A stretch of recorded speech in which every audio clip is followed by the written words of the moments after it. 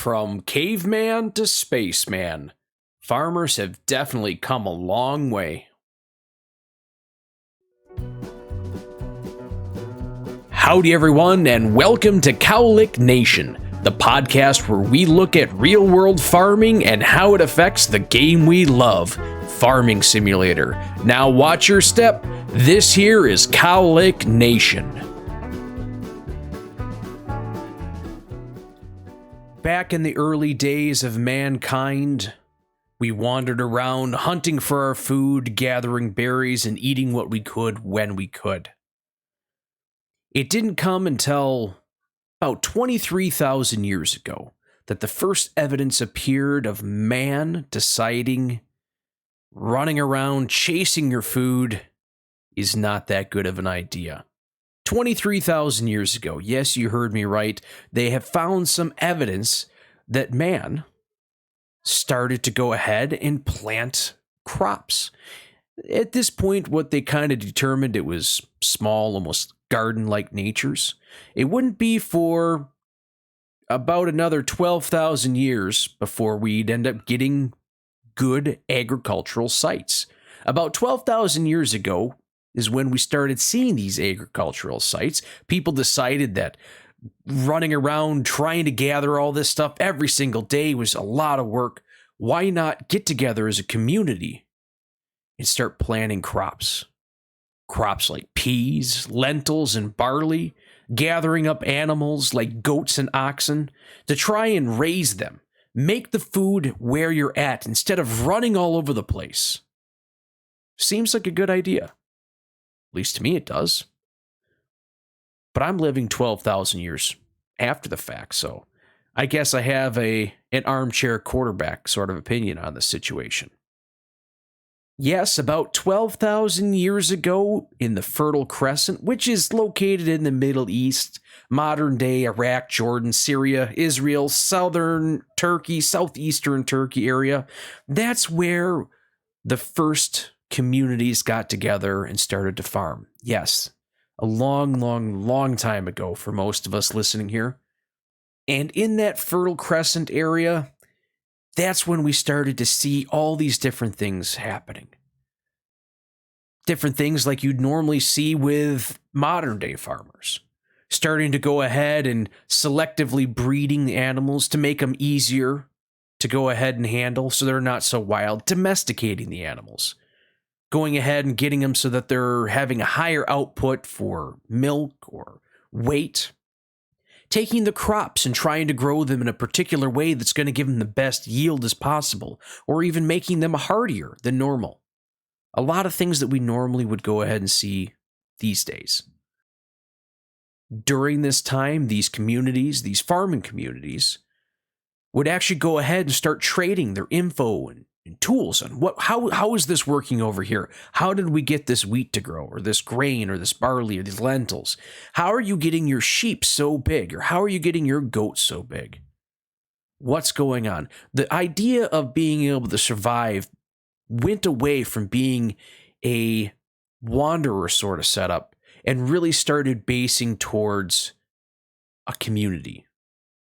Moving forward from that time, the knowledge of farming, the idea behind farming spread out from the east to the west and north and south. It went all over the place.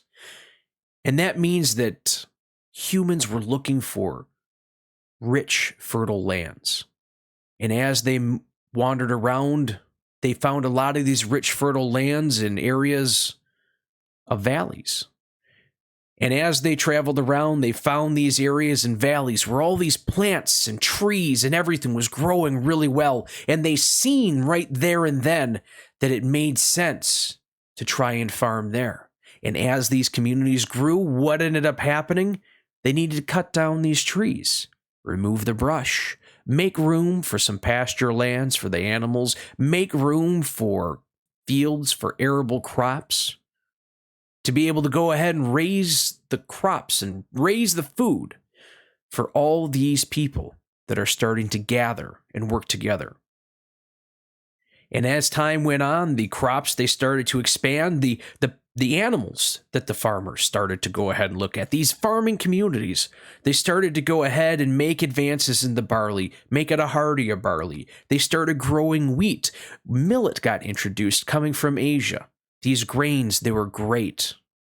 And these farmers from so long ago, decided that it would make sense to make hybrids, these hardier, sturdier grains and plants.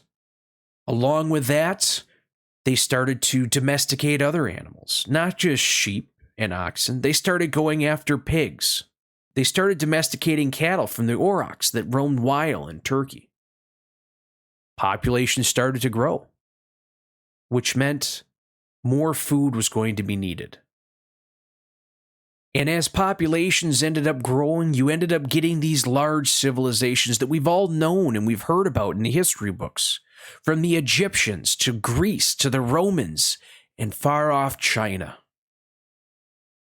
They all had to start producing lots and lots of food for all these people to get together. Some of the greatest civilizations that we've seen out there. They all ended up relying on farming and the agricultural.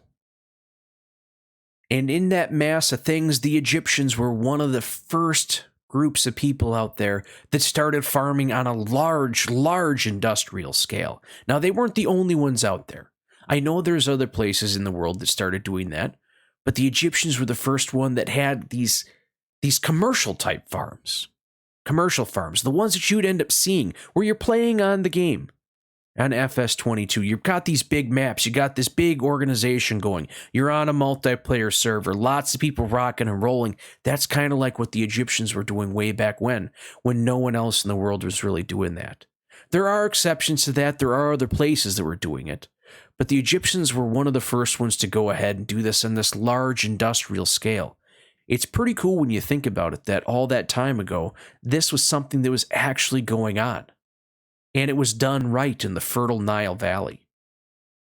In the Americas, we're looking at a slightly different story. Because of the way the land is, we ended up seeing a lot more smaller farmers. A good way to describe it were Native Americans, were doing more of a gardening style farming. Yes, you betcha, gardening style. Much smaller based, a lot more hands-on, human labor, a lot more of that stuff. Versus the Egyptians, Greece, Romans, and China, they were all using a lot more tools out there to help aid in all of this. In the Americas, we got a little bit different story with that. But if you do remember what I was saying about the other places, they had all these grains that were out there. In the Americas, again, a little bit different story. One of the crops that we all know came from America, very native to the Native Americans, was maize or corn. Now, with these little gardens, they didn't have as much of it, but one thing that ended up happening through the genetics of the corn, through the farmers going ahead and selectively breeding these different corns all together to make the best possible corn they could get, you would end up with 2.5 times the calories versus grains with corn. So you're getting maybe not as much corn, but they were getting way more bang for their buck. Now, I'm not just talking about corn either. If you go down to South America, you had the Inca. The Inca? Potatoes. And I don't know about you guys, but I'm a little upset with the Inca because I absolutely hate doing potatoes on the game. If you guys could give me a show of hands, how many people out there hate doing potatoes too? Oh, terrible. Thank you, Inca. I don't appreciate it. But that's a lot of the history, way back, way back, and there's a lot of stuff that I missed. But let's go ahead and take a little bit of time and fast forward maybe a couple days to the 1700s. Yes, just a couple days, I know. In the start of the 1700s, 9% of the land on the entire world was occupied by farmers. By the end of the 1700s, that same statistic jumps up to 15%. And in the USA alone, 90% of the workforce was based on agriculture. Nowadays, that number for all the land across the entire world, 41% of it is occupied by agriculture. 41%. Just over 300 years. In the United States, the agricultural number has dropped a ton. It's no longer anywhere near 90%. Now, there's 10.5% of people in the United States that are actually working or employed by the agricultural industry in one way or another. Now, that number can be looked at in a particular way because that's not necessarily people that are out in the fields or even going ahead and working directly on farms. That's dealing with agriculture altogether. So you got to go ahead and look at it that way. The world population today, 26.7%. That's not too shabby. Not too shabby, especially considering more and more people are moving out of the country and getting into the cities. And as technology advances, people just aren't being farmers anymore. So 26.7% of people in the world are farming. That's pretty cool. That's pretty cool. Now, let's get a show of hands. How many people out there like old iron? I know myself, I'm a fan of the old iron tractors that we've been getting on the Mod Hub, and even a couple of them that we've gotten on the in-game Mod Hub. That little John Deere that we got for FarmCon was pretty darn slick. But what I'd like to take a little opportunity and talk about here is before we got to those tractors, what we generally think of the old iron in the game, we had steam tractors first. You betcha, steam tractors. In the late 19th century and the early 20th century, steam tractors were the thing to be. They were big, they were strong, and they knew what they were doing. The majority of them were out there pulling plows and rocking and rolling, and they were replacing the horses that everybody was out there using. So instead of going ahead and feeding this horse and trying to keep it alive and making all this stuff happen, you can get a steam-powered tractor out, rocking and rolling. Downfall of it, they were very, very, very heavy machineries. In the UK, what do you think happened with all the rain and wet soil with these big, heavy machineries? They didn't work out too well. In the US, they worked because there's a lot of places in the US that aren't super wet, but they never really got all that popular in the US. You will find them from time to time, but they weren't super popular.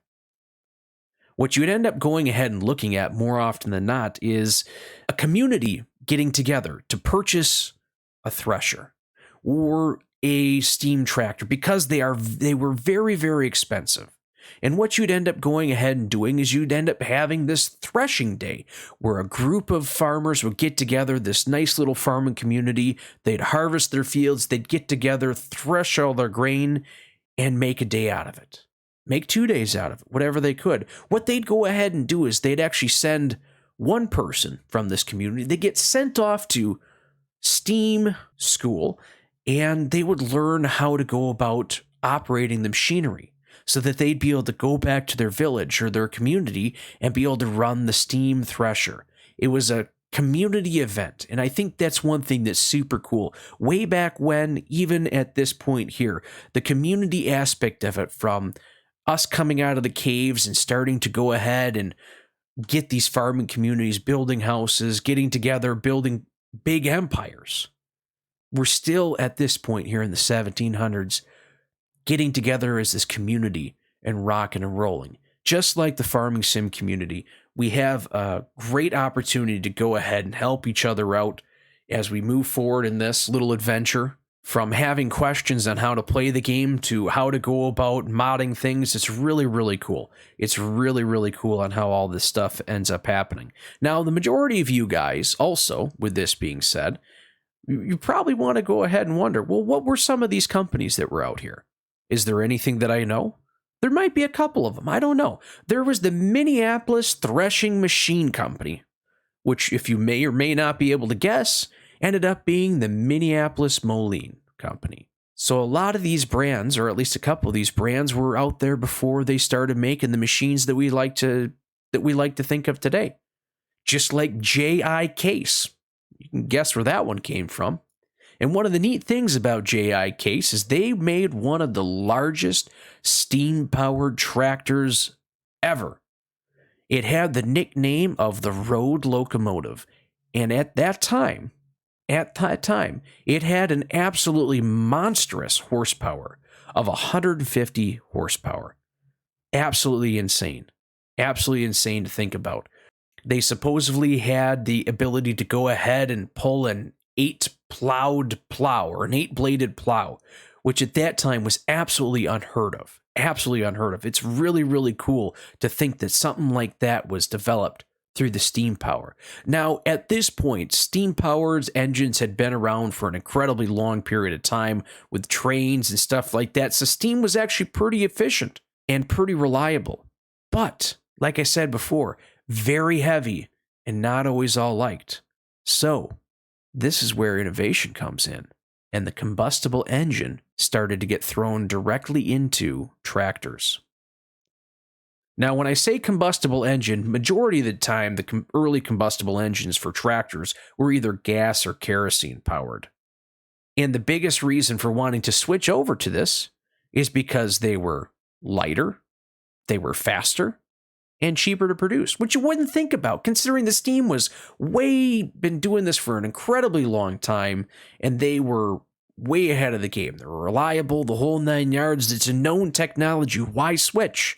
Why switch? Well, why not? If it's lighter, faster, and cheaper. But before we go ahead and jump into that, guys, I'd like to go ahead and take a quick minute and talk about our sponsor. Our sponsor that's out there today are cow pies. Yes, cow pies.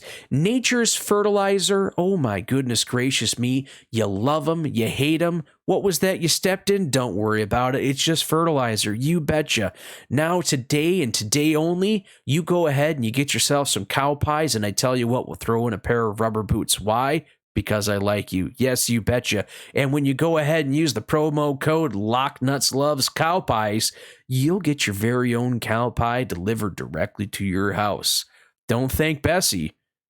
Thank the farmers who raised Bessie. Now, at this point here, guys, we're going to go over a couple dates, and I really hope you don't mind, but they're kind of important to go along the timeline and when stuff all started to happen. So, in 1889, the first ever combustion engine tractor was built in Illinois by John Charter. And what he ended up doing is he took a German, an Otto, single-cylinder engine, and a Rumley steam chassis, and put them together to make magic happen. And then in 1892, John Froelich, he ended up going ahead and having a nice patent and opened up a tractor company in Waterloo called the Waterloo Gasoline Engine Company. And I don't know if any of you guys know what Waterloo has to do with anything. Just look out in the field and see what green thing you find running around. Pretty interesting story as that one took off. I'd say good old John made out good on that one.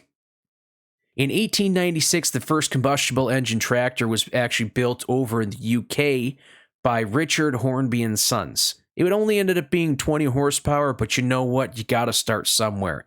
And then in 1901, Ivel Agricultural Motor Limited made the first successful commercial tractor to make it out anywhere in the world, and that was over in the UK. So pretty darn cool, but then the US wasn't far behind with the PAR. Now, the cool thing about the PAR, they only made 15 tractors. Now, I don't understand how that's actually a successful tractor company, but you know what? They made 15 tractors. The serial number 3 tractor still survives to this day. Pretty darn cool. Now, skipping ahead a couple years, in 1917, Ford and Sons came out with the Fordson tractor, which ended up gobbling up the U.S. market. In 1917, they accounted for 77% of all the U.S. market. Now, a couple more dates, just jump into here real quick. In 1926, Ferguson was the inventor of the 3-point hitch. Pretty darn cool. And then here's one for all of you fast track fans and the JCB nuts out there. In 1934, Alice Chalmers Model U set the land speed record for tractors at 65.45 miles per hour or 105.33 kilometers per hour. So, JCB Fast Track, sit down, take a seat, It's okay. Don't worry about it. And there were, like I said, the other fuels that were out there. It was just gasoline and kerosene. Some had a combination of both. It really just depended on where they ended up going. Obviously, gasoline mainly won out. And then in the 60s, everything kind of transferred over to diesel because of the sheer horsepower you could get out of it. It's all pretty darn cool. Now, I know, I ran through a bunch of dates. We heard some names that are kind of familiar, some of them that aren't, but there's one date that I think all of us can really get behind, and that is April 14th, 2008. Why does that date sound familiar? That was the day of the very first issue of Farming Simulator ever to be released. You betcha. April 14th, 2008. And after that, we had farming simulators that ran through the ages from the 2008, 2009, 2011, 2013 consoles. That's where you come in here. And then you had FS15, FS17. You had the Switch get introduced, FS19, FS20, and then to the modern era where we're at right now, FS22, where currently the magic is just running all over us. You can't make this stuff up, guys. This is history. Now, if you guys remember, way back at the beginning, I talked about outer space. What the heck does farming have to do with outer space?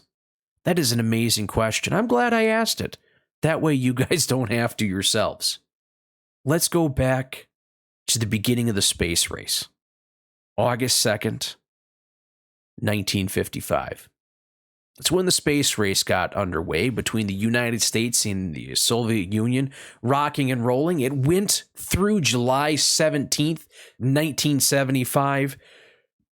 And along the way, advancements were made that could not be undone. July 20th, 1969, man landed on the moon. At that point, space exploration, the possibility of different worlds out there, was only something you could find in books, never in reality.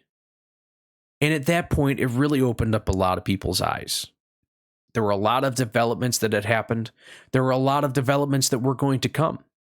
And look at us today. We're looking about sending people to Mars, humans on Mars. It's absolutely amazing. How did we get there? How is it going to work out in the future? Where is this all going? How does this have anything to do with farming? Remember what I said about those developments? Autonomous tractors, robotics, GPS, precision farming. Do these ring a bell? The autonomous tractor, the case by Universe Simu Modding. Does that ring a bell? Robotics? Large cowshed? I think we know what I'm talking about. GPS? Who doesn't like the GPS? Satellites are going ahead and being used to use precision farming and the GPS combining. We're also using satellite for modding maps now, for crying out loud. But what does that have to do with Mars? Farmer Bob is a modder who had an absolutely amazing idea. And the amazing idea that Farmer Bob had come up with is, let's make a map where I can farm on Mars. Yes, you betcha. Now, I don't know how many of you guys know much about this map, but essentially you're in a crater on Mars and you're able to farm. It's pretty darn neat to be able to see where the mind has been able to go, where the mind has been able to travel. That's how we got all these different advancements. From the steam-powered, to the hand tools that were used back when we came out of our caves, all the way through the ages to the combustible engine, to the GPS, to the precision farming, all of that stuff. It all has to do with everything that ended up happening. Now, why did this happen? Why did all of this history happen? Because we came out of the caves. We decided that we were better off as a community versus small little groups of people trying to survive, hunting, gathering. With humans getting the capability of having steady meals constantly and not having to work constantly every single day for their food because their food is here. It's growing in front of them. They don't have to worry because they're going to be able to harvest it, take the excess and store it, and be able to eat it all year long. That meant we had an opportunity to dream, to look ahead, to find out new ways of doing things, to be inventive, to grow as humans. And of course, eventually, do one of the coolest things in the world. Start a company named Giants Software where you can go ahead and create the idea of farming to make yourself feel good, to simulate the farming. Why? Because it's cool. It's appreciative. It's something that's been around for thousands and thousands of years. Farming is the thing that kind of holds us together, and it's absolutely amazing. Absolutely amazing. Farmers have been looking to the night sky for years, wondering how, in a vast universe that we live in, can we be the only ones out here? What crops are among the stars? How do these alien races go ahead and raise these alien beasts? And how do they take care of them? Is there really a coffee nebula out there?